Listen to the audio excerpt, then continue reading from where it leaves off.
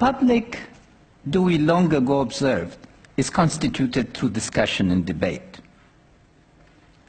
If we are to call the tyranny of assumptions into question and avoid doxa, the realm of the unquestioned, then we must be willing to subject our own assumptions to debate and discussion. It is in this spirit that I join into a discussion of one of the critical issues of our time, namely how to mobilize different forms of capital for the project of state building. To put the assumptions very clearly, capitalism after 150 years has become acceptable, and so has democracy. If we looked in the world of 1945 and looked at the map of capitalist economies and democratic polities, they were the rare exception, not the norm. The question now, however, is both about which form of capitalism and which type of democratic participation. But we must acknowledge that this moment has brought about a rare consensus of assumptions, and that provides the ground for a type of action, because consensus of each moment allows us to act, and it is necessary, no matter how fragile or how provisional our consensus, to be able to move forward. But the majority of the world neither benefit from capitalism nor from democratic systems. Most of the globe experiences the state as repressive, as an organization that is concerned about denial of rights, about denial of justice, rather than provision of it. And in terms of experience of capitalism, there are two aspects that the rest of the globe experiences. First, extractive industry. Blood diamonds, smuggled emeralds, timber that is cut right from under the poorest. Second is technical assistance. And technical assistance might shock you, but it's the worst form of today, of the ugly face of the developed world to the developing countries. Tens of billions of dollars are supposedly spent on building capacity with people who are paid up to $1,500 a day, who are incapable of thinking creatively or organically.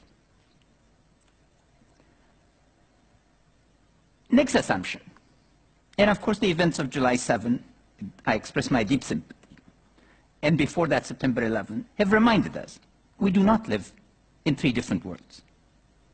We live in one world.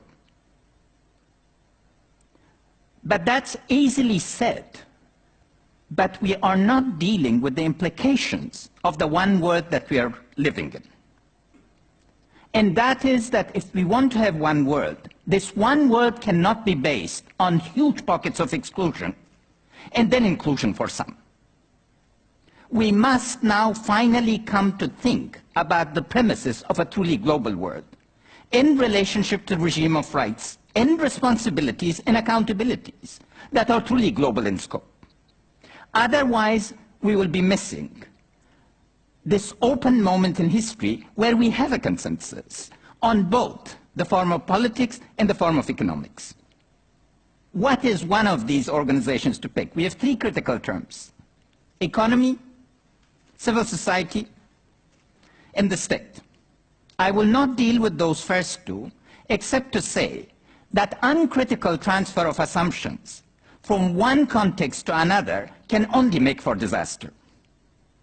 Economics taught in most of the elite universities are practically useless in my context. My country is dominated by drug economy and a mafia. Textbook economics does not work in my context, and I have very few recommendations from anybody as to how to put together a legal economy.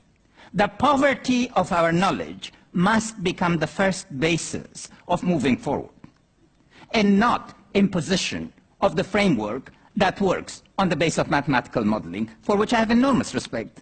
My colleagues at Johns Hopkins were among the best.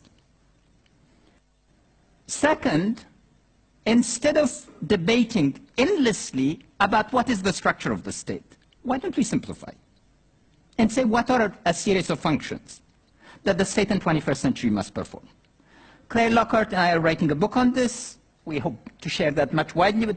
And third is that we could actually construct an index to measure comparatively how well these functions that we would agree on are being performed in different places. So what are these functions? We propose 10. And it's legitimate monopoly of means of violence, administrative control, management of public finances, investment in human capital, provision of citizenship rights, provision of infrastructure, management of the tangible and intangible assets of the state through regulation, creation of the market, international agreements including public borrowing, and then most importantly, rule of law. I won't elaborate. I hope the questions will give me an opportunity. This is a feasible goal, basically because contrary to widespread assumption, I would argue that we know how to do this. Who would have imagined that Germany would be either united or democratic today, if you looked at it from the perspective of Oxford of 1943? But people at Oxford prepared for a democratic Germany and engaged in planning.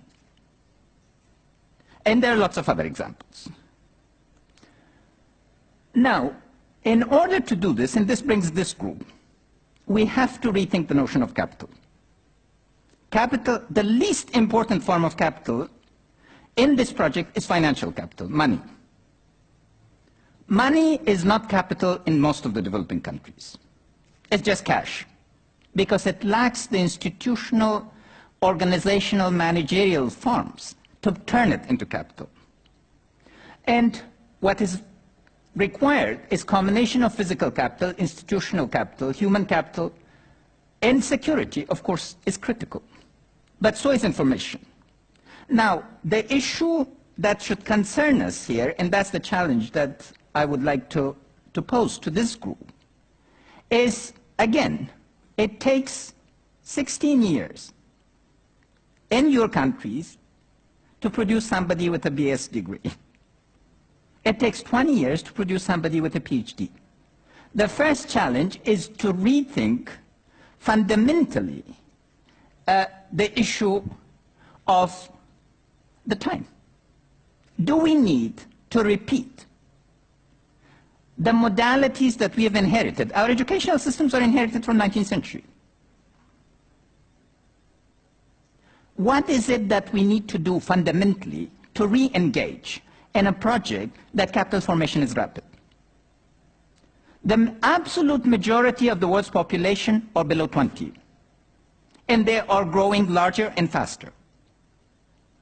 They need different ways of being approached, different ways of being enfranchised, different ways of being skilled. And that's the first. Second is, you're problem solvers, but you are not engaging your global responsibility. You've stayed away from the problems of corruption. You only want clean environments in which to function.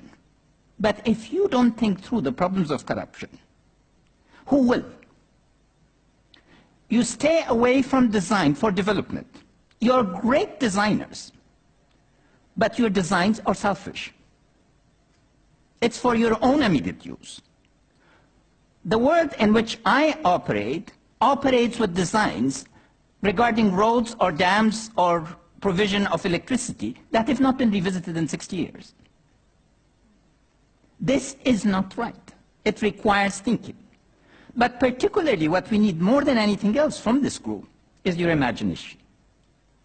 To be brought to bear on problems the way meme is supposed to work.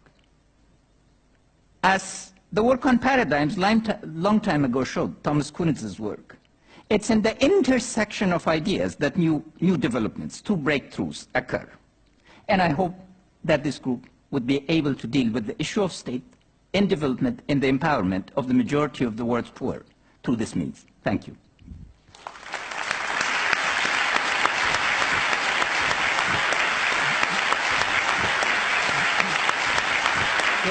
So,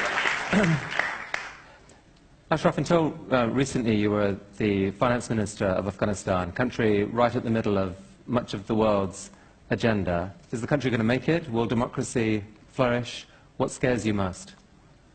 What scares me most is you, lack of your engagement. You ask me, I always give the unconventional answer. No, but seriously, the issue of Afghanistan first has to be seen as at least a 10 to 20-year perspective. Today, the world of globalization is on speed. Time has been compressed, and space does not exist for most people. But in my world, when I went back to Afghanistan after 23 years, space had expanded. Every conceivable form of infrastructure had broken down. A road traveled between two cities that used to take 3 hours, now took 12. So the first is, when the scale is that, we need to recognize that just the simple things that are infrastructure, it takes 6 years to deliver infrastructure in our world, any meaningful sort of thing. But the modality of attention, or what is happening today, what's happening tomorrow. Second is, when a country has been subjected to one of the most immense, brutal forms of exercise of power. We had the Red Army for 10 continuous years, 110,000 strong, literally terrorizing the sky. Every Afghan sees the sky as a source of fear. We're bombed, practically out of existence. Then tens of thousands of people were trained in terrorism from all sides. The United States, Great Britain joined, for instance, Egyptian intelligence service to train thousands of people in resistance in urban terrorism. How to turn a bicycle into an instrument of terror. How to turn a donkey, a cart horse, anything. And the Russians equally. So when violence erupts in a country like Afghanistan, it's because of that legacy. But we have to understand that we've been incredibly lucky. I mean, I really can't believe how lucky I am here, standing in front of you, speaking. When I joined as finance minister, I thought that the chances of my living more than 3 years would not be more than 5%. Those were the risks. They were worth it. I think we can make it, and the reason we can make it is because of the people. You see, because, I'll give you one statistic. 91% of the men in Afghanistan, 86% of the women, listen to at least 3 radio stations a day. In terms of their discourse, in terms of their sophistication of knowledge of the world, I think that I would dare say they're much more sophisticated than rural Americans with college degrees. And the bulk of Europeans. Because the world matters to them. And what is their predominant concern? Abandonment. Afghans have become deeply internationalist. When I went back in December of 2001, I had absolutely no desire to work with the Afghan government, because I'd lived as a nationalist. And I thought, my people, the Americans here, et cetera, yes, I have an advisory position with the UN. I went through 10 Afghan provinces very rapidly, and everybody was telling me it was a different world. They engage, they see engagement, global engagement, as absolutely necessity to the future of the ordinary people. And the thing that the ordinary Afghan is most concerned with is, Claire Lockhart is here. So I'll recite a discussion she had with a illiterate woman in northern Afghanistan. And that woman said she didn't care whether she had food on her table. What she worried about was whether there was a plan for the future where her children could really have a different life. That gives me hope. How is Afghanistan going to provide alternative income to the many people who making their living off the drugs trade? Second, well, the first is, instead of sending $1 billion on drug eradication and paying it to a couple of security companies, they should give this $100 billion to 50 of the most critically innovative companies in the world, to ask them to create 1 million jobs. The key to the drug eradication is jobs. Look, there's a very little known fact. Countries that have a legal average income per capita of $1,000 don't produce drugs. Second, textile. Trade is the key, not aid. The US and Europe should give a 0% tariff. The textile industry is incredibly mobile. If you want us to be able to compete with China and to attract investment, we could probably attract $4 to $6 billion quite easily in the textile sector if there was zero tariffs. Would create the type of job. Cotton does not compete with opium. A T-shirt does. And we need to understand, it's the value chain. Look, the ordinary Afghan is sick and tired of hearing about microcredit. It is important, but what the ordinary women and men who engage in microproduction want is global access. They don't want to sell to the charity bazaars that are only for foreigners, in the same bloody shirt, embroidered time and again. What we want is a partnership with the Italian design firms. Yeah, we have the best embroiderers in the world. Why can't we do what was done with Northern Italy, with the put-out system? So I think economically, the critical issue really is to now think through. And what I will say here is that aid doesn't work. The aid system is broken. The aid system does not have the knowledge, the vision, the ability. I'm all for it. After all, I raised a lot of it. Yeah, to be exact, I managed to persuade the world that they had to give my country $27.5 billion. They didn't want to give us the money. And it still didn't work? No, it's not that it didn't work. It's that $1 of private investment, in my judgment, is equal at least to $20 of aid, in terms of the dynamic that it generates. Second is that $1 of aid could be 10 cents, it could be 20 cents, or it could be $4. It depends on what form it comes, what degrees of conditionalities are attached to it. The aid system at first was designed to benefit the entrepreneurs of the developed countries, not to generate growth in the poor countries. And this is, again, one of those assumptions. The way car seats are an assumption that we've inherited and governments endorse. You would think that the US government would not think that American firms needed subsidizing to function in developing countries, to provide advice, but they do. There's an entire weight of history vis-à-vis aid that now needs to be re-examined. If the goal is to build states that can credibly take care of themselves, and I'm putting the other proposition equally. I'm very harsh on my counterparts, and aid must end in each country in a definable period. And every year there must be progress on mobilization of domestic revenue and generation of the economy. Unless that kind of compact is entered into, you will not be able to sustain the consensus.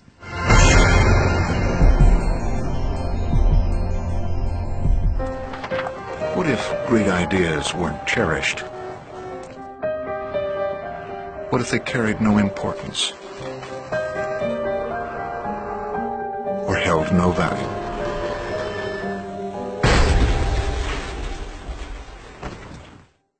There is a place where artistic vision is protected, where inspired design ideas live on to become ultimate driving machines.